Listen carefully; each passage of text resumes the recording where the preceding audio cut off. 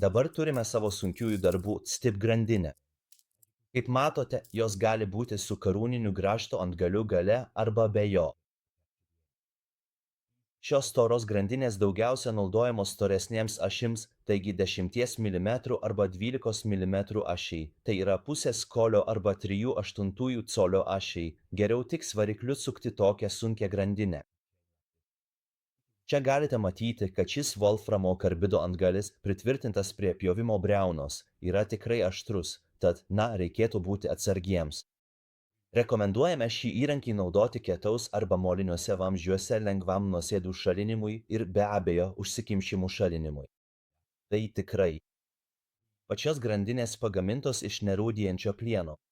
Jos prie ašies tvirtinamos varžtais, todėl laikosi labai tvirtai. Jei naudojate lengvą ašį, kuri yra 8 mm arba, 6 mm storio, tai būtų 5/16 arba 1/4 colio ašis, geriau naudokite lengvas grandines, nes nėra pakankamai galios, kad sunkiosios grandinės galėtų pašalinti užsikimšimus. Ačiū už jūsų klausimą. Iki.